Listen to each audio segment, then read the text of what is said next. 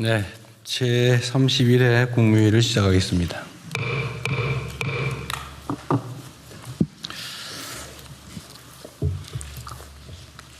지난 주말 인천의 한 물류 창고에서 대형 화재가 발생했습니다. 당국의 총력 대처로 큰 불은 잡았다는데 지금은 완전 소진했는지는 모르겠어요. 초진했다고 하는데 현장 대원들 또 인근 주민들의 피해가 최소화될 수 있도록 최선 다해 주시기 바랍니다. 지난 주말부터 계속된 집중호우로 곳곳에서 피해가 이어지고 있습니다. 이번 주에도 많은 비가 예보되고 있습니다. 재해 취약 지역에 대한 안전관리에 총력을 다해 주셔야 되겠습니다.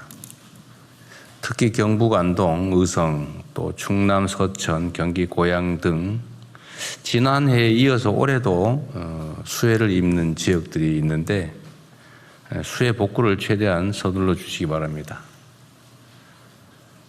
지금까지 장마 대응은 매우 잘 하고 있다고 보여집니다.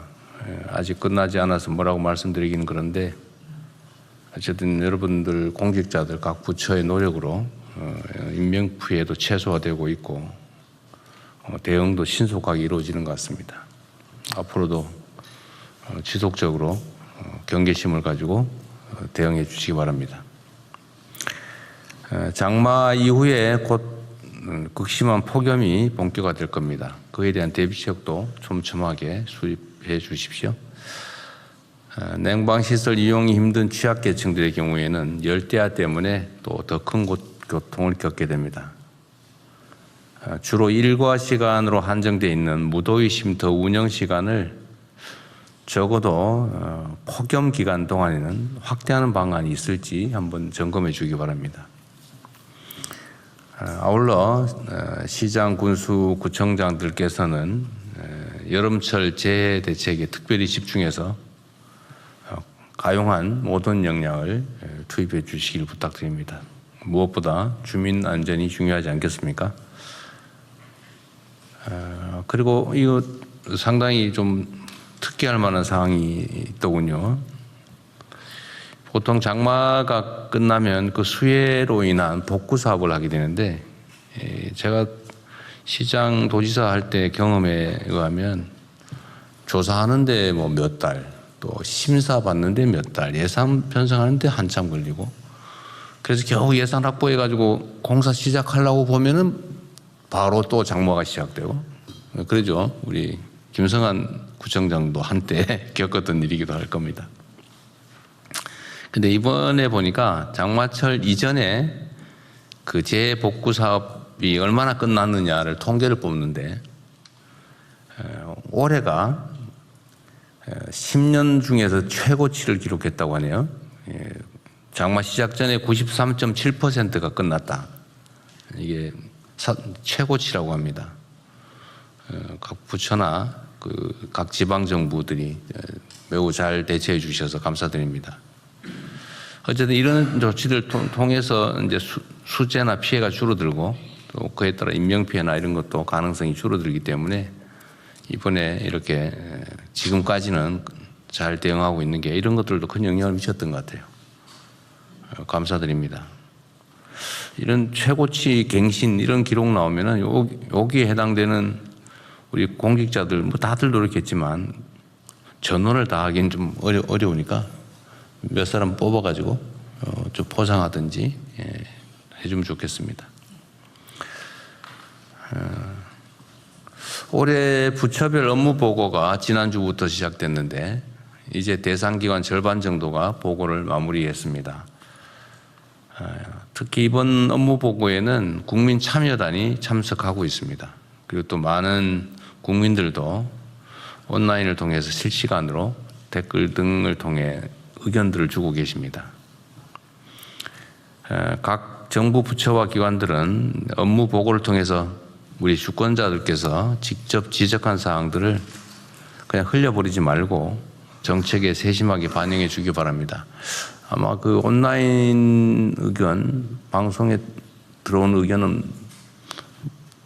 사실은 따져보면 엄청 많을 수 있는데 그게 다 국민들의 의견이고 이미 알고 있는 거라면 참고하시고 새로운 거라면 우리가 어차피 직면할 문제들을 미리 알려주는 거기 때문에 귀하게 여겨주면 좋겠어요.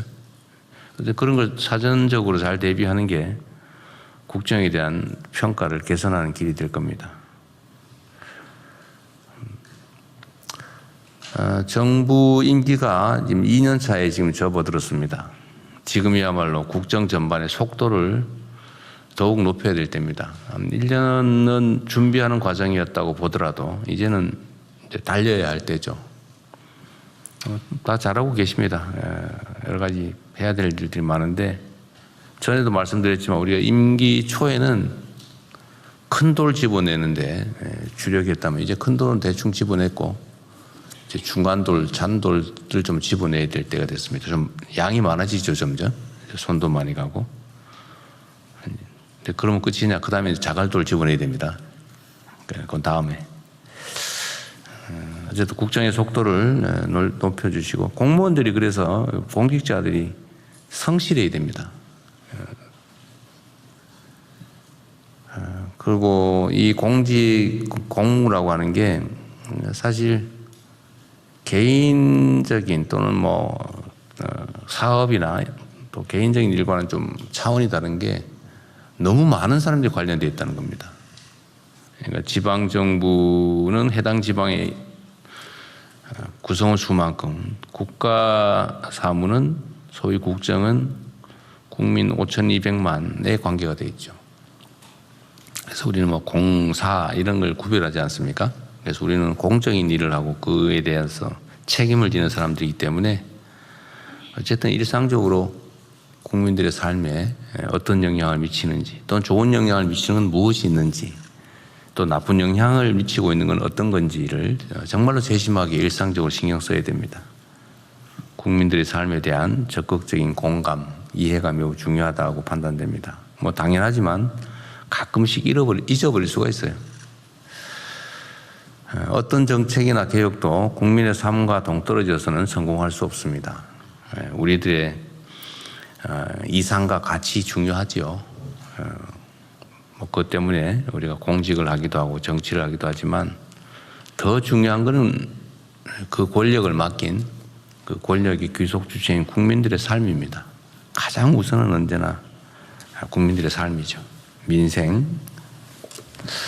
민생에 중점을 두는 게 좋지 않겠냐 생각됩니다. 항상 민심을 경청하고 또 이를 국정에 반영하는 자세를 잃지 않아야 되겠습니다. 또 전 부처는 지금까지도 잘 해오셨지만 언제든 정책의 전 과정을 투명하게 공개하고 끊임없이 국민과 소통하는 자세를 갖춰야 됩니다. 제가 최근에 언론 보도에 보니까 정보 공개 청구 가지고 자꾸 소송하고 소송할 때까지 안 주고 있다가 소송하더라도 자꾸 항소하고 상고하고 이러면서 시간 끌고 다 공개를 안 한다고 하던데 이게 행정 불신의 원인이 되거든요. 우리 국민들께서도 정보 공개 청구를 공익적 목적이든 아니면 다른 목적이든 요구를 할 때는 일정한 기준에 의해서 합리적이고 타당한 결정을 대개는 받아들여요. 그런데 법원이 그 원고 승소 판결을 할 정도의 사안이면 사실은 최초 판단이 잘못됐다는 뜻이잖아요. 정보는 또 행정 과정은 공개하는 게 원칙입니다. 이런 거 가지고 불신을 사지 않으면 좋겠어요. 각 부처나 소속 기관들이 정보 공개에서 좀 더 열린 자세를 취해 주시면 좋겠습니다. 그 총리께서 그것도 한번 좀 챙겨봐 주세요. 이게 예를 들면 정보 공개 거부해가지고 소송 들어온 숫자나 아니면 패소 비율이나 이런 것들 좀 챙겨보시고 네. 가급적 그런 일 벌어지지 않게. 네, 부처별 현황 파악해보고 상황 일단 좀 점검해보겠습니다. 좀 그래주시면 좋겠습니다. 인공지능 얘기를 잠깐 해야 될 것 같아요. 이게 우리 생각보다 너무 빨리 또 너무 깊숙이 우리 삶에 들어오고 있습니다.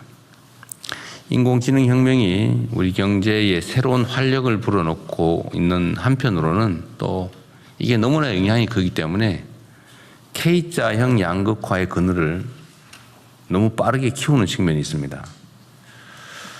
경제 관련 수치들은 정말로 놀라울 정도로 개선되고 있습니다.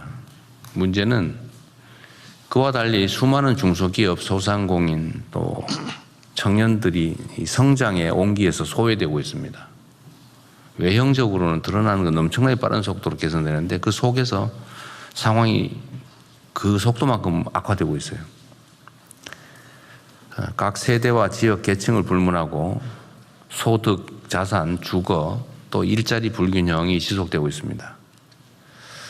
정말로 뼈아픈 현실인데 대응책을 강구해야 됩니다. 특히 본질적으로 보면 양극화가 심화하면 할수록 경제 활력이 떨어집니다. 그리고 국가 전체의 성장 잠재력도 훼손되죠. 사회 통합과 안정성도 흔들리게 됩니다. 그리고 현재 우리가 경험하고 있는 새로운 변화의 가능성, 희망 이런 것들도 자칫 지나가는 신기루가 될 수도 있습니다. 이런 측면에서 보면 양극화의 구조적인 완화는 지속 가능한 성장과 뗄 수 없는 관계입니다. 동전의 양면 같은 것이겠죠.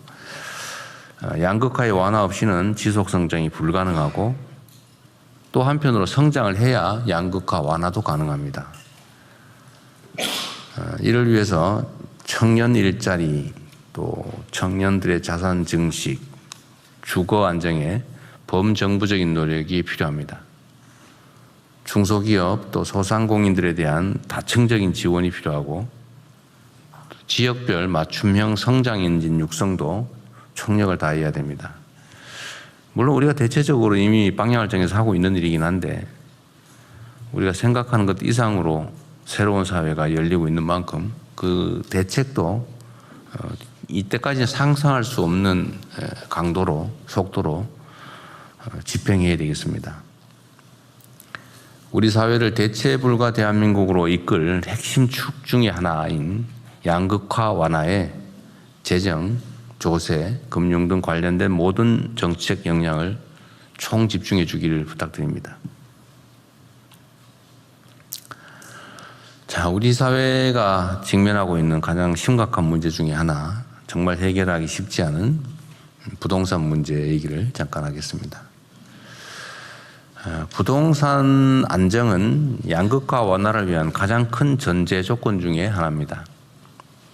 현재 우리의 부동산 시장은 자산 불평등과 가계부채, 또 청년들의 고통과 소외를 심화시키는 주요 원인 중에 하나입니다. 특히 그 과정에서 극단적인 투기 수요와 불안 심리가 뒤얽히면서 상당한 정도의 사회 자본이 비생산적 부동산에 묶입니다. 이것 때문에 경제 발전을 가로막고 있죠.